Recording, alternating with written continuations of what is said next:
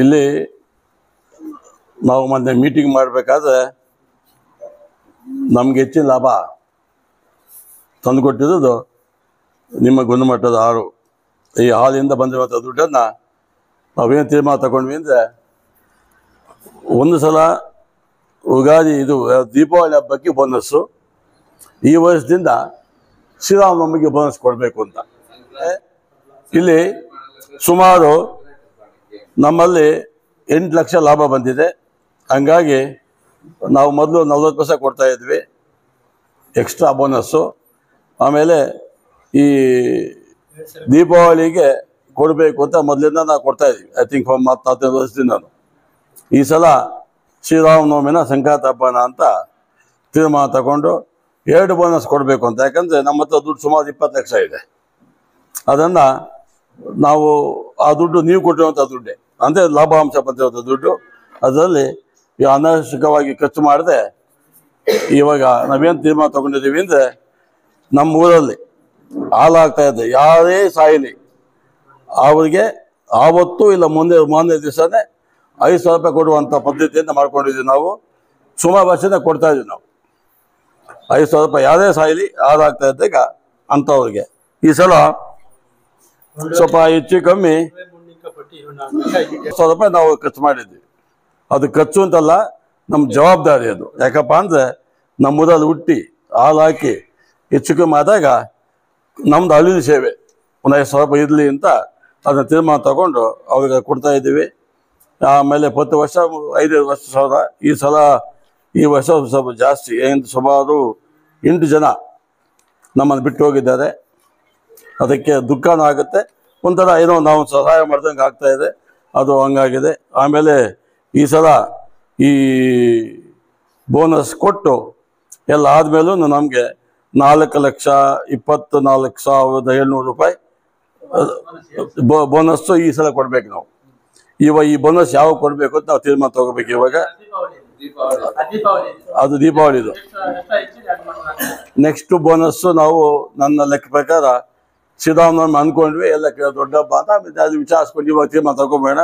ಶ್ರೀರಾಮನವಮಿ ಕೊಡಬೇಕಾ ಸಂಕ್ರಾಂತಿ ಹಬ್ಬ ಕೊಡಬೇಕಾ ಅಂತ ತೀರ್ಮಾನ ತಗೊಂಡು ಅದನ್ನು ಕೊಡಬೇಕು. ಇದೆಲ್ಲ ಕೊಡಬೇಕಾದ ಕಾರಣ ನೀವು. ಯಾಕಂದ್ರೆ ಅಚ್ಚುಕಟ್ಟಾಗಿ ನಾಜೂಕಾಗಿ ಹಾಲು ಹಾಕ್ತಾ ಇದ್ದೀರಾ. ಆ ಹಾಲಿಂದ ಒಳ್ಳೆ ಲಾಭಾಂಶ ಬರ್ತಾ ಇದೆ. ಆ ಲಾಭಾಂಶವನ್ನು ಎಲ್ಲರಿಗೂ ಹಂಚುವ ಒಂದು ಉದ್ದೇಶದಿಂದ ಈ ಸ್ಕೀಮ್ ಮಾಡಿಕೊಂಡಿದ್ದೀವಿ ನಾವು.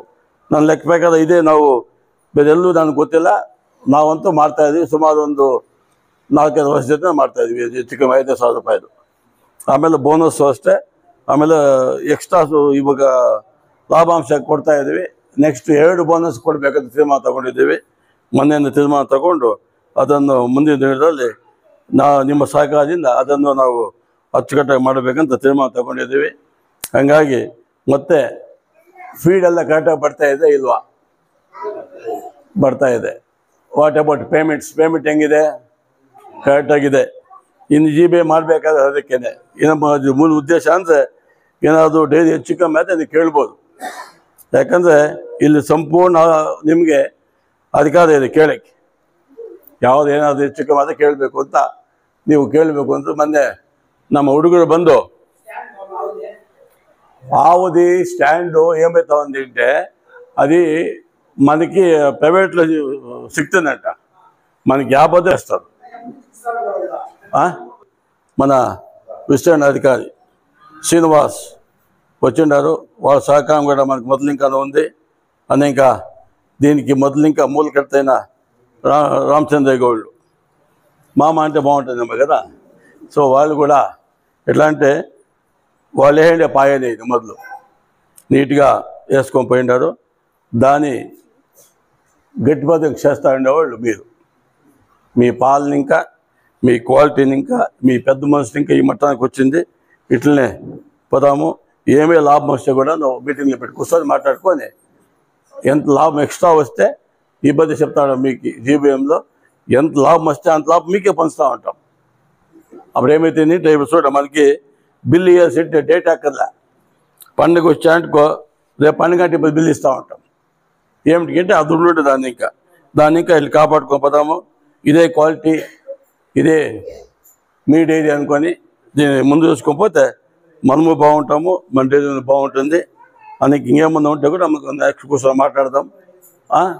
ఏంపా కావచ్చు కదా. మీ వదిన చెప్తాను, మీ వదినకి అది అత్త అదేం చెప్పేది అంటే ఎస్ఎల్సిలో హైయెస్ట్ మార్క్స్ తీసుకోండి వాళ్ళకి, పీయూసీలో హైయెస్ట్ మార్క్స్ తీసుకోండి. మన ఊర్లో పాలేసేవాళ్ళు బిడ్డలకి, వాళ్ళకి వెళ్ళాలి. ఎస్ఎల్సి పాస్ అయినాక కాలేజీకి పోయేటప్పుడు స్కూల్ బుక్కులకో ఫీజుకో అవుతుంది.